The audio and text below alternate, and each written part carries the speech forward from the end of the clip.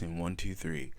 Thank you guys, and welcome back to another exciting video with Stramasta, your instructor for Unreal Engine game programming, C++, and other programming ventures. Well, guys, just to let you know that this course is not only those who want to learn game programming, but it's for all programmers. So if you're a student, if you're new to programming, this is the channel for you. Also, if you're a pro or you're a veteran and you want to learn how to teach programming, this is also a good channel for you. Or if you'd like to review on the skills that you've learned over the years. Well, guys, let's get started. So, today we're going to be going over variables in C++. Alright, so before we get started, let's just talk about something that you might see pop up and you might be wondering what it is. It's this using namespace std. Now, think about using namespace std as just calling a namespace to the standard library. If you don't know what the namespace is, it's basically just code that is in the standard library that we can use throughout our programs. As long as we call this, we can use it. Now, the other way I was showing you with the scope resolution operator is that you would put std then the scope resolution operator. Well, with this you don't need to, because it will call your common functionalities. Now, this is kind of debatable about whether people say, well, you should use it or you shouldn't use it. In this course, I found it for beginners to be really easy to use. So we're going to use it quite a bit in this course because it is beginning C++, and we don't want to make it so super hard on ourselves at first. So let's look at the reasons why we're probably going to be using it. Well, number one, it's easier to call cout, okay? And it has those features in there that we can use to type quickly to get what we need to pull out. Now, that's not to say that you can sit and memorize std cout and also use that as well, but just for now, because we're new, I want to focus on some basic things. Now, some of the pitfalls with using this, just so you know, is that it can make naming a little bit confusing because you're essentially pulling all the naming conventions. So it can make the naming of your code a little bit confusing. And that includes that also includes that it could lead to naming confusion is what I meant. So just keep that in mind in the back of your head, like, oh man, I named this header this way, I named it this way, and I named this variable, and everything's getting confused. Why? Well, look no further at the culprit. However, for this course, I'll make sure that there's no confusions while we're learning this. And another thing is that you need to keep in mind is that if you're on a real world project, they are probably going to maybe tell you not to use it. Keep in mind that it is their project, so they do set the rules for that. So remember, using namespace std has always been a debatable thing. So if you're willing to use it or you're willing not to use it, you just need to know the pros and cons with it. Okay, so let's move on. Alright, so here we are, and I just want to show you what happens when we using namespace std and what happens when we don't using namespace std, just so you can see. Okay, you can see it right here where it is, and you can see exactly what I was talking about. Okay, all right. So let's move on. One of the things that we're going to need to learn is we learned what cout is for output, right? But we didn't learn what cin is, and so now we're going to mess with cin. And we're going to see how exactly this works. And so just remember that cout is for output. I see the word out, and cin is for input, which is in. So out and in. That's just the way I look at it, because it makes it really easy. Instead of looking at the whole word, just look at the out and the in. So just some questions for you. What is the output operator in C++, and what is the input operator in C++? Well, you're looking at the top right here. So if you still don't understand it, just go ahead and go online and try to Google it, and I'm sure you will find the answer. All right, so let's continue. Now, variables, and this was kind of the topic that I wanted to cover, is that think of variables in C++ or any other language as a container for data. Now, different data, they have different types of bytes, maybe 4 bytes, 8 bytes, and so on. Now, the thing about it is that the data type stuff, I kind of want you, and I'm purposely doing this, I'm not going to include like what they all do and what they all mean inside of this course, because this is actually extra knowledge for you to go out and read yourself. And if you don't understand it, like what I'm talking about now, then it's really good for you to go out there and actually read it yourself and see what different data types are in C++, because there are some, and it would take a lot of time to talk about them. So go ahead right now, maybe pause the video and go look up data types, and then come back and watch this video. Okay, so let's move on. So let's look at it this way. What if I had a float, right? Each game needs it, correct? For this one, I want to call it a float speed. Now you're thinking to yourself, oh my god, this is so much, like a float, and then I'm going to call it speed, and then I'm going to have something inside of it too as well.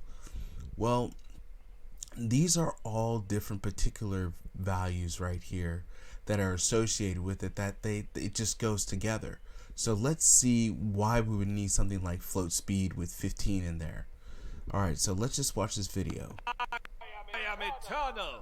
And as you can see, he's moving at a certain particular speed. Now, if you rewind it and you get right here, you're wondering, how does the computer know when to move that fast, and how does the computer know when to stop that fast?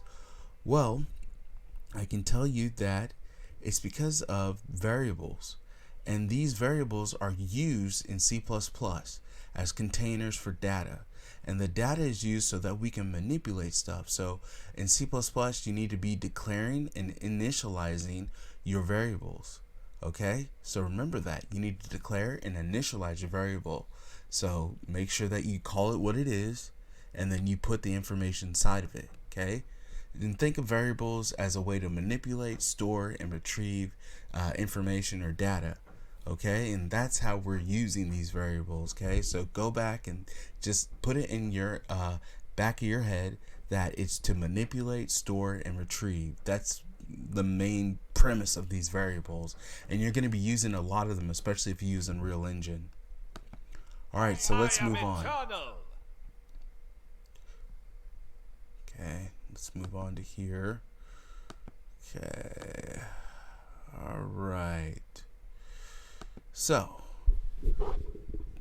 if you look at it, I've made a variable and I've encapsulated all that stuff inside of this variable called speed for the video that I just showed you. So you just need to think about it that way, is that there's a variable with all that information, the float, the name, it's all in here. The information is all in this speed right here. And so as you go throughout being a game programmer, you're going to be making many different variables.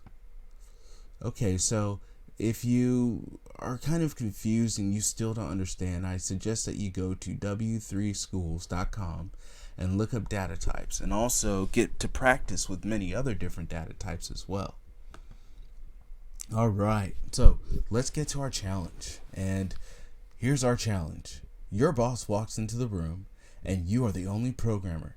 He needs your help in writing a system that shows printouts of your game stats to your players. So for this one, since it's labeled players, you can make multiple players if you want, but I don't think you're on that level. So it's just for, remember that it's just for one player, so to your player, that you will do it. So what you will do is you will make printouts with cout, and you will try to accomplish this task, and think about everything that you've learned with cout and how things are printed to the screen. Okay, so this is a challenge for you to try to go and actually Google online or look online how to make variables in C++ and make it. Okay. And so don't worry if your outcome is a little different from mine, because there's a reason behind my outcome, which is different from yours. But right now, I want you to try this challenge and see if you can accomplish it. Also, make sure that you use CN to display the input on the screen. Okay. And so remember, this doesn't need a whole lot of functionality. I just want you to print the stuff out. First, declare the variables, put the values in them, print the stuff out, right? And then I also want you to have a little bit of a user input with CN and try to figure out how to do that. Okay, so let's try to walk down the process. And before you get started on the challenge, I just want to show you some little hints that maybe you should know before you get started. All right, so the first one is, write this down of what you're going to actually need. You're going to need an integer score. You're going to need a float speed. You're going to need a double, okay, for distance to attack. You're going to need a bool for the power-up shield. And you're going to need play game again, a char for that. So just think about it this way. And then you're also going to need players' lives and killed, and also like how many orcs you killed. Okay, and you can make up whatever kind of game you want, because this is kind of a challenge scenario, so it's not very specific. But if you can see the bottom, those are still two ints, but I just wanted to show you that you can actually put those together if they have the same type of integer. You can actually be like integer this one, and that one, and you can put it together so you can look at the bottom just to see. That's all. Okay, so let's move on. So when you're looking at the player, like I showed you that stuff before, when you're looking at the player, you have to think, okay, what are some things that my player is going to need? Maybe this is a good time for you to get on YouTube and actually figure out what are some different things that players need in order to be a player in the world, right? You want to actually think like a game programmer and think that, okay, I wrote stuff down, but I actually need to view something and visualize it. Hint, hint for all my artists out there. Visualize what actual game players need. Go look at games and see, okay, I really like God of War. What are some of the stuff that he has? What are some of the abilities that he has? What are some of the things that he can do? And so with this challenge, I want you to try to think like that. I want you to think outside the box and think how you can print stuff out to the screen that your player is going to need. Okay, so just look at this player and think about all the stuff that he's going to need. What kind of attacks is he doing? Can he fly? Can he run? Can he jump? What are his stats, health, mana, whatever? You can go ahead and change what I have to make it suit your stuff. So you don't have to follow me exactly. I'm just trying to show you examples. So let's move on. So in this thing, normally, typically, when you start out programming, you're probably going to want to write stuff out in a design level, or just to write some kind of flow chart. So what I've done is just said, I need a double, I need 3 integers or 4 integers, I need a bool, I need a char, okay, I need a float, okay. And so what's going to happen is I'm going to put the integer in the speed, and I'm going to put 100 in there, and then it's going to go away, and then in here I have speed now. Okay, so you see it moving. Okay, so that's just one way that I was thinking of, is encapsulating some of those things inside of here. So if you wanted to say, is moving fast, you would change it to a bool, right? So it's just to show you how the information is flowing. So let's just look at this one more time. Okay, so hold on one second. Let's go back. Let's go last viewed. Wait, hold on a sec. Previous. Okay, so I just want you to look at how those were put into the speed over here, and how I put those inside of here, and now it's become this variable, and that's what I wanted you to look at. So let's go here, and now this is the part where we're actually building our code. And so like the thing about it is, when you're programming, you don't just want to type stuff out. You actually want to actually write stuff down on a piece of paper or something that is going to show you the steps in the process. So what I thought about doing is having everything go in the main function, then declare the variables. Let's declare our variables in the main, and let's put some values in our variables, and then we can print it onto the screen with cout and store one value to print in cin for input. So we're going to follow this kind of process going down, okay? And obviously if you need to change it or whatever, but just make sure you follow step-by-step process.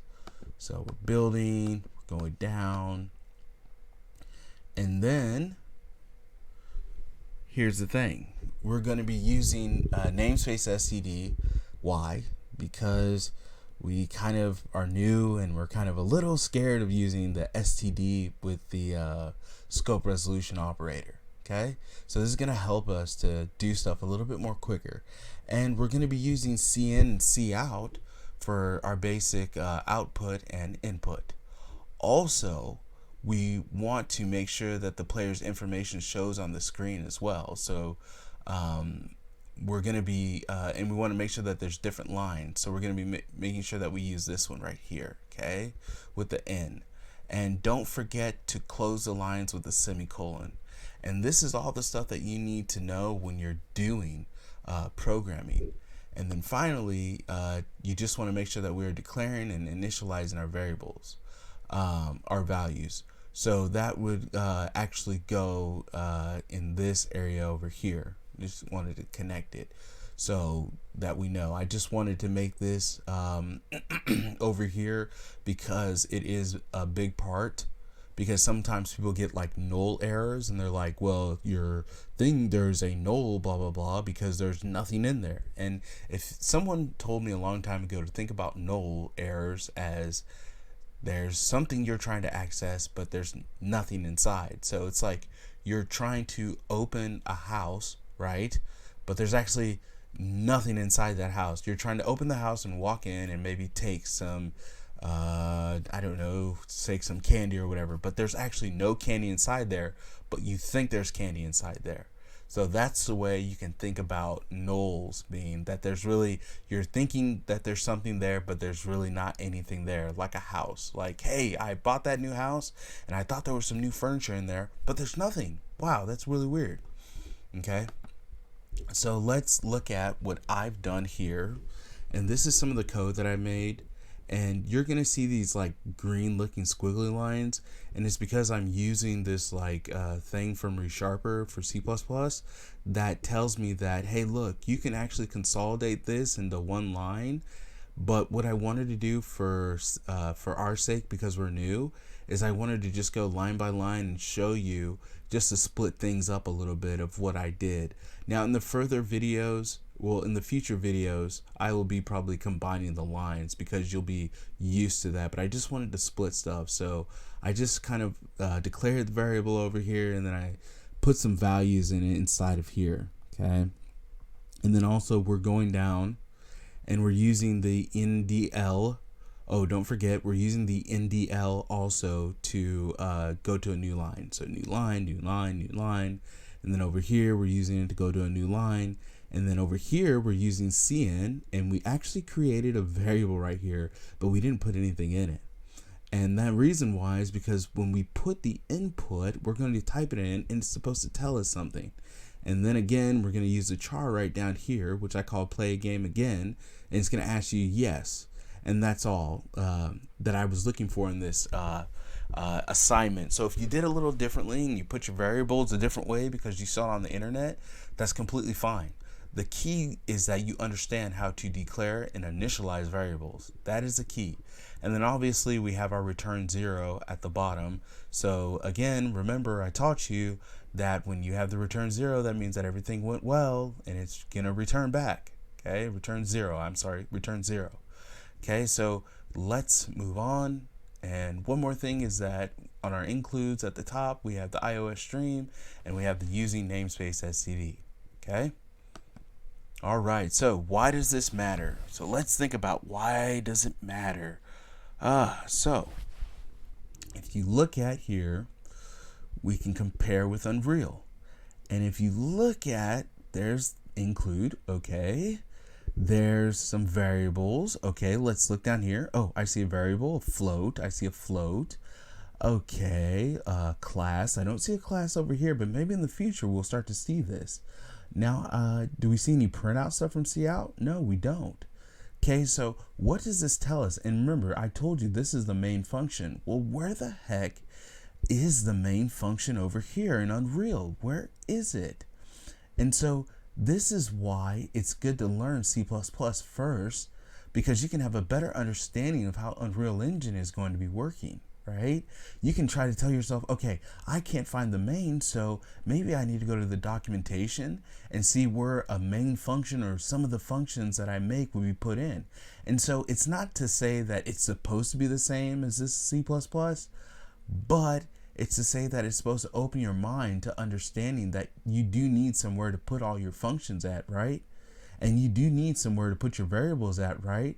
And you do need somewhere to have your includes. So we're starting to see the resemblance over here, okay? So let's look a little further. And oh, wow, look, I see the scope resolution operator. Now I see some more includes because this is the CPP file. And later I'll get into what a CPP file is. I'll get into a little bit more depth about it later. But as you can see, the variables that I was talking about, they're actually over here as well. Okay. And we can also see, again, the scope resolution operator. So it's just good to recognize things first. I know it looks intimidating, but over time, we're going to start to break it apart and we're going to start to learn what different things are. Okay, so just remember, we are still using vanilla C++ in both. We're still using vanilla C++ in both. However, UE is more customizable for games, and they are just different flavors. So just remember that they're just different flavors of C++. They're different flavors of C++. That's all. And Unreal still uses C++. It just may not use stuff from the standard library because they've made their own stuff. And that's why Unreal Engine using C++ is really a great thing, because C++, as you can see, is really customizable. And that's why it's used in AAA. So this is why it's good for you to learn the basic bare bones C++ and then get into something like Unreal Engine or get into other frameworks. At least you have that knowledge behind yourself. Okay. So if you did not do it like I did, that's fine. The key point is that we're learning. Another thing to consider is try rewriting what we went over today. And if that doesn't make sense, try going over the lesson again. Try going over the first one and the lesson again. And then learn about data types, okay? So that's your homework, is to just review what you learned, try rewriting the program that we wrote today, and learn about data types, okay?